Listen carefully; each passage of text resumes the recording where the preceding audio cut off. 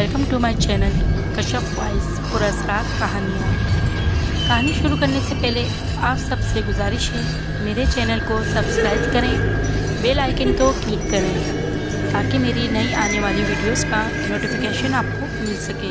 शुक्रिया।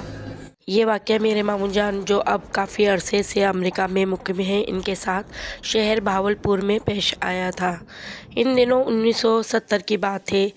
इन दिनों मामू जान CA के इम्तिहान की तैयारी कर रहे थे। शहर भावलपुर का कदीम इलाका फरीद गेट हमेशा से पुरौनक रहा है। रात के वक्त मामू जान कुछ ख़रीदने फरीद गेट आए। मतलूबा सामान लेकर वापस रवाना हो गए। सर्दियों का धुंध भरा मौसम था। रात के कमबेश 10 बजे से ज़्यादा वक्त ना था। फरीद गेट से निकलते ही इनको सड़क के किनारे हाथ से रुकने का इशारा करती एक औरत जो कि एक बुर्का पोश थी नज़र आई। मामू जान ने मोटरसाइकिल रोक दी। औरत ने कहा, आपका एहसान होगा, मुझे बगदाद स्टेशन तक छोड़ दें।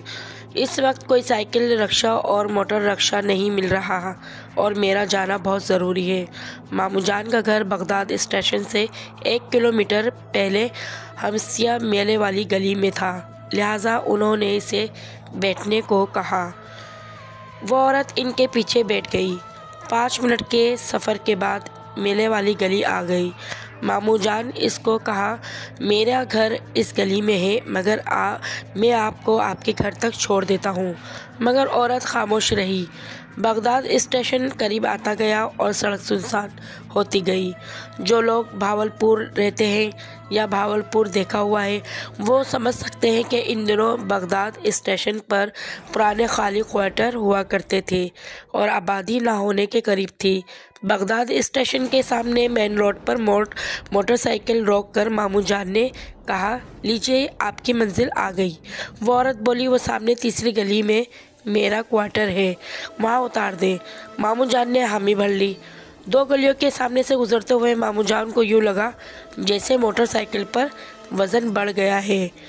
मामू जान बोले, मेरी बहन, वक्त नहीं, अकेले रात को निकला करें, ये कोई ऐसा टाइम नहीं, आप अकेले ना निकला करें। वो औरत खामोश रही। तीसरी गली में एक क्वार्टर था जो अंधेरे में डूबा हुआ था। वो औरत बोली, बस यहीं रोक दीजिए। औरत नीचे उतर गई।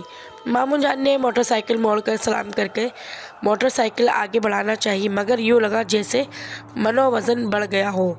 मोटरसाइकिल आगे बढ़ने का नाम ही नहीं ले रही, हत्ता कि मोटरसाइकिल रुक गया। अजीब सी कैफियत में मामू जान ने कहा कि मोटरसाइकिल को क्या हो रहा है, तो वो औरत बोली, यहाँ आके आज तक कोई वापस नहीं गया। बड़ी किस्मत वाला है तू कि तेरी माँ इस वक्त तुझ पे हिफाजत के लिए आयतुल कुर्सी पढ़कर फूंक रही है। तेरे गले में जो तावीज़ है वो मुझे मजबूर कर रहा है, वरना अब तक मैं तेरा खून सारा निकाल चुकी होती। मामू जान कपकपाते होठों से आउज़ुबिल्लाह कहा और मोटरसाइकिल को रेस दी। मोटरसाइकिल फर्राटे भरती चलती पड़ी। बकौल मामू जान के इन्हें नहीं पता कि वो कैसे रास्ता कटा के घर पहुँचे। घर आकर उन्होंने ज़ोर ज़ोर से दरवाजे को बजाया। सबकी आँख खुल गई। घर जाके कुछ आवाज़ बहाल हुए। घर वालों को सारा वाक़या सुनाया। बात सुनते ही नानी जान ने मामू से कहा कि कुछ देर पहले तुम्हारा ख्याल आया कि तुम अभी तक घर नहीं आए, तो मैंने आयतुल कुर्सी पढ़कर तुम्हारा तसव्वुर करके फूंकी मारी थी। इस रात मामू जान सो न सके। जब आँख खुलती उनको लगता कोई उनके पाँव पे उंगलियां फेर रहा है। इस पूरी रात पूरे घर में अजीब सी बदबू फैली रही। सुबह घर वालों ने मोहल्ले की औरतें बुलवाकर आयतुल कुर्सी और दरूद शरीफ का विर्द करवाया तो घर से बदबू ख़त्म हो गई। कुछ दिन बाद एक दोस्त के हमरा दोपहर के वक्त मामू जान बगदाद स्टेशन तीसरी गली में इस क्वार्टर को देखने गए, मगर वहाँ कोई क्वार्टर का नामो निशान नहीं था, सिर्फ और सिर्फ कचरे का ढेर था। तो नाजरीन, आप लोगों को कैसी लगी मेरी कहानी? शुक्रिया आप लोगों का कहानी पसंद करने का।